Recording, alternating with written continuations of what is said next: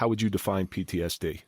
I've heard people say PTSD stands for please take some drugs, which is comical in itself. Like I said, PTSD to me it's just a new normal. It's not knowing what your attitude's going to be at any given moment. It's like flipping a switch. I mean, you could be in a great mood one moment, and then, we talk about it all the time, triggers. Something will trigger you. And you just get into that mood where you get very irritable. You get angry at things. You snap at things. There are times where, and I regret it today, I'd snap at my kids for the smallest thing. You're not weak for admitting that there's something going on that's not normal. This is gonna hurt. It's time for the Suffering Podcast.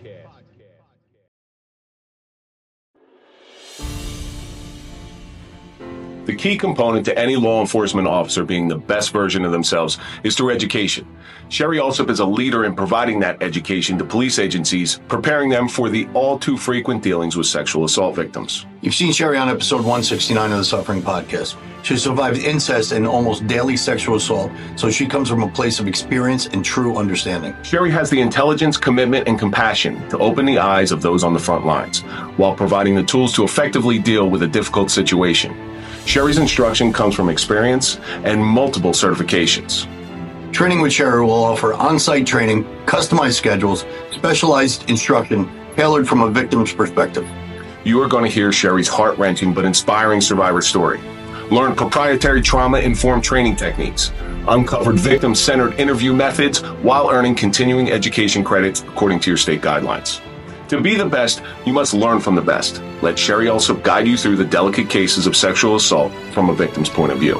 Be a source of comfort to those victims affected by these traumatic experiences while producing a solid investigation and uncovering details that often go unnoticed.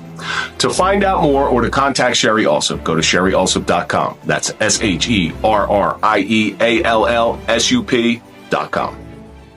Thankfully, in my incident, in my shooting, the guy didn't die. And I don't want anybody to die. Even if somebody who tried to kill me. I forgave him. Openly forgave him. Because I understand that he's not coming after me. It was part of my process, part of my recovery process. He's not coming after me. He's coming after the uniform. After the uniform, absolutely. And the guy who, unfortunate to lose their life, but if it's his life or your life, he loses. Absolutely. Every day of the week. So we're talking a lot about PTSD, which is post-traumatic stress disorder. You have all the telltale symptoms. You've retired now. I know you've been diagnosed with PTSD. What do you think PTSD, if you had to tell somebody coming in fresh, how would you define PTSD?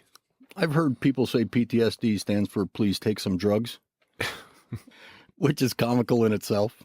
Like I said, PTSD to me it's just a new normal. It's not knowing what your attitude's going to be at any given moment.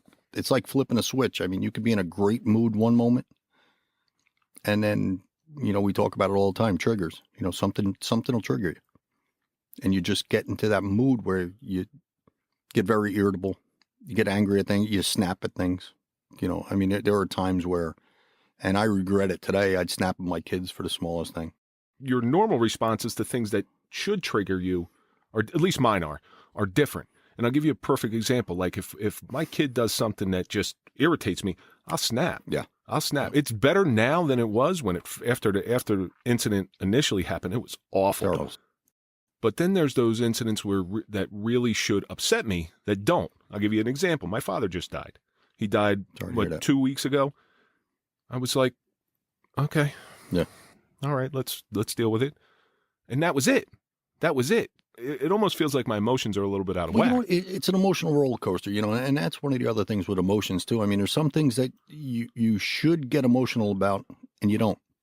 I'll be sitting at home and see a commercial on TV and I'll start tearing up. It's like, where's this coming from? I have to walk out on certain movies. Oh, yeah. My son and I were just watching Lone Survivor, and we've both seen it before. And there's that scene, and I could tell you the exact scene where the guy playing Matthew Axelson looks at him and he goes, if I die here today, it still gives me chills. Tell my wife that I died on this hill with my brothers. And it just, I don't want my son to see me break down like that. I have to walk out of the room. Here's these two tough guys here. They were talking about bawling, crying, but this is a good thing. Yeah. This is a good thing because PTSD is nothing new. No. This has been around forever. They used to call it shell shock, battle fatigue.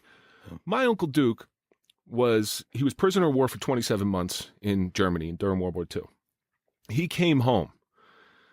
Then he re-enlisted and went to Korea. I mean, this is an amazing guy. Yeah. But growing up, he was never married. He was a huge drunk. All he did was go into bars and fight. And that's what I was told growing up. Uncle Duke, he's just a drunk. No, he wasn't a drunk. He was fucked up. He had PTSD. He had PTSD, he had classic PTSD that this poor guy had to live with for his whole life. Now we have this tool where we can help these people, but there's still this negative stigma. Yeah, you know, without doubt. You're not weak for admitting that there's something going on that's not normal. You know, like you said, I mean, PTSD is more prevalent today. I mean, back in the day, they really didn't acknowledge it. I said, it's like, you know, when you're going to grammar school and you always had that one kid that was the problem child, you know, and they always say, oh, yeah, that kid's just a problem. He had something wrong with him. Correct. You know, it was undiagnosed. You know, like you said before, you know, not all wounds are visible. Correct. Maybe the kid was bipolar. Well, do you think it's overdiagnosed now? I've heard just, I got PTSD, and they throw it out there as almost like this catch-all. It's almost offensive to me. Yeah, without doubt. I mean, it's like the in vogue thing to say now.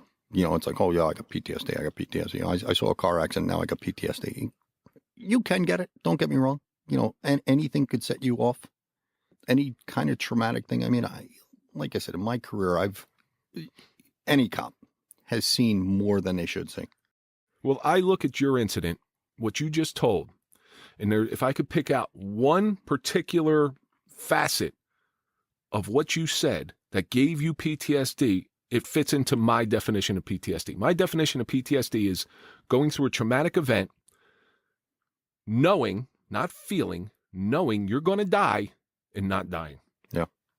When that kid popped up from that passenger seat and you're looking face to face at him, that is the incident to me where something snapped. Yeah. Not to say the other stuff wasn't horrible, but that was the point where, holy shit, I could die. Yeah. As cops, we have these weird coping mechanisms. After the shooting, what's your coping mechanisms? I mean, they kind of varied a little bit at first, which most cops do. You tend to lean towards alcohol a little bit more. Mike and I have had private discussions about this, and the one thing I warn him about is don't ever drink too much where you got to go away. Yeah. I went away, and it sucks. I was sleeping for 2 or 3 hours at a clip. You wake up in a cold sweat from nightmares. You wake up so sweaty you don't even know if you pissed yourself. You're looking for that one thing that's just going to give you a little peace. So I'd get up and, you know, I was staying in my basement at that point because I was having real bad night tremors and waking up sometimes just jump out of bed and yell. So I didn't want to bother my family at that point. So I was sleeping in my basement. And, you know, it's a finished basement. It's livable. It's got a TV and a refrigerator. And, I'd lay down at 9 o'clock every night just so I could actually get some sleep. I'd sleep for 2 hours, wake up at 11, go to the refrigerator, have a beer. Couple Klonopin? You know, I never took I was prescribed Xanax at one point. I would only take them. I wouldn't take them during the day. I'd take them, you know, if I had a problem falling asleep. I gave myself like about an hour a window to fall asleep. If I didn't fall asleep in an hour, I'd take a Xanax. But I just didn't like the way they made me feel. But then you get into those unhealthy things where you're leaning more on that alcohol. Exactly. In order to have some sort of normalcy or to dull the pain. And I just mentioned Klonopin. So when anybody goes through traumatic incidents and they have what they think to be PTSD, there's medication that they prescribe you. And it's usually some sort of antidepressant and a Klonopin, which is an anti-anxiety. They give it to you freely. You take a couple Klonopin, you kind of dulls everything, kind of calms you down. Then you take a couple drinks of alcohol, which you're not supposed to do. All of a sudden, you become a real cheap date. I thought that's what you had to wash Klonopin down with. Yes, I think it says it on a bottle. Now, all of a sudden, you're a real cheap date because where it would take you 5 drinks to get a little dull, now it only takes you 1 or 2 drinks. So you're thinking, hey, great, this isn't bad, but it's incredibly dangerous. Oh, yeah, that's a slippery slope. Yeah, but I also believe that a lot of medications, they've proven that these antidepressants are only about 20% effective, so a lot of it is a placebo effect. And hey, whatever works. Yeah, That's if it works. That's go with fine. it. So I have a problem with this just massive prescribing of, rather than dealing with the issues, you're actually just dulling the issues. It may even be like putting off the issue. Right. You know what I'm saying? It's like, okay, I'll be good for now, It's going to hit later but it's on. going to hit again later on. And then you become dependent And on you that. become dependent on that, and you don't want those feelings anymore. And like I said, the one saying is, I hate remembering things that I don't want to remember. But then you have this, and I'm sure you had this prior to the shooting. Police officers are notorious for their dark sense of humor. I mean, we say stuff. I can say stuff about Mike, and Mike can say stuff about me that a normal person, I'd knock him down for doing it. But that's how we relate to this stuff. I was sitting in an autopsy once, and it was a crash, elderly couple. I had done my investigation. I knew they were at Costco. They just had lunch at Costco. I told you what they had. Doctor comes in, he goes, "What happened?" She asked him to go to Walmart. And that's the sick sense of humor. You're sitting looking at these two dead bodies, and I wasn't offended. I got it. I said, yeah, I don't know, maybe, I laughed at it, but that's how you cope with these things. Do you still have that sick sense of humor? Is that still a coping mechanism? Absolutely. I mean, thank God nobody could see the texts that go back and forth between our group. That's just a real sick sense of humor. A lot of times I just shake my head and I end up typing something back, and I'm like, wow, no, man, listen, I'm still a government employee. Delete. Yeah. If anybody ever read this, I'm going away for a while. But it's all in good fun, and it's all a coping mechanism. One of my coping mechanisms was, I'm a PTC certified police conditioning instructor. I got certified as a personal trainer. So I tell people all the time, you got to get to your comfort zone. Once you're out of your element when you're feeling like that, it's a terrible place to be. One of my comfort zones was the gym. Like I said, I was a personal trainer. I'm a conditioning instructor, all that stuff. So that was one of my comfort zones. In the beginning, I was I was just waking up at 5 o'clock in the morning, and I'd go to the gym.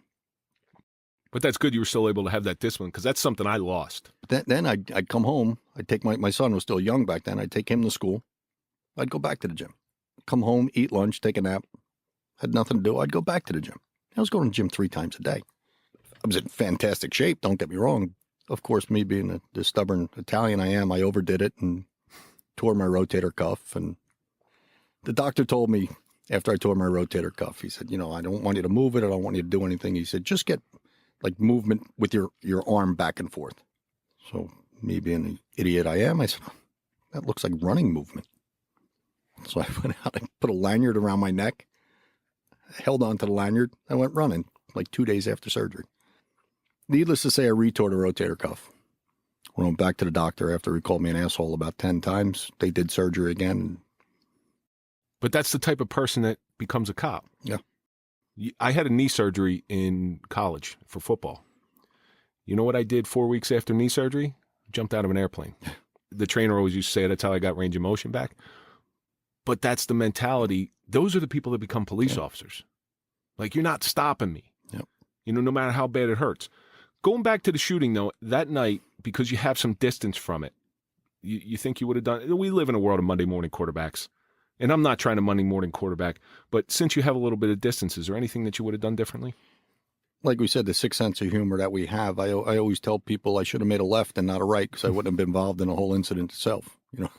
The incident itself, I wouldn't, there isn't a thing I would change about it. I did exactly what I was trained to do, what I was paid to do, what I was expected to do. That's good, though. That means you did everything with a clear heart. That means a lot. That's how I put my head on the pillow every night. I did what the township residents are paying me to do, what they expect me to do. Correct. I was very well prepared for it. Like I said, being on a SWAT team, we were very proficient in firearms. We did a lot of training. There are some some cops that I know that aren't that proficient. I'm glad they weren't there that night. Getting to that point right there, I get these messages from social media, and I pick one out, and I picked one out last night to read on air, and I really want to hear your commentary because it goes to what you just said right there. It comes from Eddie. Is how do you overcome the current negative view of police officers? In everything in life, there are good people and there are bad people. There's good doctors, bad doctors. Just like police officers, there's good police officers, there's bad police officers. I look back to this thing that happened in Minnesota with George Floyd. There is not one person, cop or civilian, who thinks that what that guy did was correct. Exactly. But everybody's being judged on that one man. Yep. And it hurts me because I almost died for this profession, for people I don't know. And all of a sudden I'm lumped in with this piece of shit. Eddie, listen to what Mike just said. There are there's cops that are proficient and there's certain cops that are not proficient. But you can't lump them all There's together. bad apples and everything. And a lot of it to me has to do with media sensationalism. I've done, and not blowing smoke up my ass, I've done a lot of positive things in my career between CPR saves and running into burning houses. And when I tell you, and I don't like fire. I really don't That's like why I fire. became a cop. Yeah, exactly. Let the firemen go in. Let the fireman go in there. That stuff's hot. Is this your proudest moment as a police officer? That's one of them. I have a lot of proud moments in there, and they're not like the regular, like incident, proud of an incident. I mean, I was proud to put a uniform on every day. Loved wearing a uniform. I loved, as corny as it sounded, I loved protecting and serving. I loved. You walk out of that house and you made a difference. Just had that feeling. Yeah. Like I'm doing something positive. I mean, one of the greatest things in my career weren't necessarily on like a specific call. If I'm driving down the street and I see a couple kids outside, in a marked unit, and I see a couple kids outside throwing a football around, I pull the car over to the side, throw the football around with them for a little while, let them know that cops are people too. Correct. And getting back in the car and the kids waving to me and thanking me for playing them, that was a proud moment for me. That's showing them what law enforcement is all about and what it should be about. Like you said, not the other incidents we were just talking about, kneeling on someone's throat and look at me, I'm a hero. To me, it was helping people. Right. One of my proudest moments, you're going to get a kick out of this. When this pandemic started, I worked 2 other jobs now, 2 part-time jobs. And when the pandemic started, they both kind of dried up a little bit. And I mean, I was still getting paid for one of them, but the other was an hourly job and had a lot of time on my hands. So a friend of mine owns a pizzeria, and I just happened to go in there for lunch one day because I was just bored out of my mind. So I'm talking to him, and I'm sitting down eating some lunch, and he says to me, I can't get dependable delivery guys. I'll deliver pizza for you. You mean you're not too good to be a delivery guy? Listen, I'll do anything for $1. I don't care. Well, almost anything. $20 is $20, bro. So I started delivering pizza for him. I'm helping him out. He's helping me out. It's all good. Backtrack a couple of years ago. Obviously, before the shooting, I was still working. We were working a midnight shift. We get a call to this one address. 43-year-old female having a heart attack. So we go in there, and here she is. Looks primarily healthy, but she's having a heart attack. She's laying on a couch, not breathing. We rip her off the couch. Surprised she wasn't on the toilet. Yeah, that's usually They're always on the usually where toilet. it happens. Yeah, shit and go. We get her on the floor, hook her up to the defibrillators, doing CPR, oxygen, the whole 9 yards. Paramedics come and they said, we got a pulse back. You guys did a great job. We leave the house that night, and she happened to be friends with one of our officers' wives, and my friend calls me up and says, hey, the lady lived. She's coming home from the hospital tomorrow. I'm like, oh, that's pretty cool. So the next shift we were working, I grabbed the 2 other guys that were with me. I was a sergeant at that point, and they were working on my squad. I grabbed them, I said, let's go over to her house, just to see how she's doing and show her that we care. We're happy you're here. So we go over to the house, and she came to the door, and her eyes welled up, and, our eyes welled up a little bit, and she thanked us and everything else. I was kind of, that's a proud moment. But now, here I am delivering pizza. I get a call, and it's a pretty big delivery, like it's going to be a party thing, I go to the house, and I'm looking at the house. I'm like, I know this residence. Go up, ring the doorbell. Who opens the door? The lady that we saved like 4 years before. No kidding. Actually, it was 6 years before. Still alive. Still alive. Older woman, younger woman? Well, she was 43. She's 43. So- She, kids? Yeah. So Yeah. what you just did for her is you gave her kids an opportunity to spend a little bit more time with her. She answers the door. She looks at me and she goes, "Get the fuck out of here." I know her name, so I'm not going to say it. But I said, "Wow." I said, "How you doing?" She goes, "You're never going to believe this.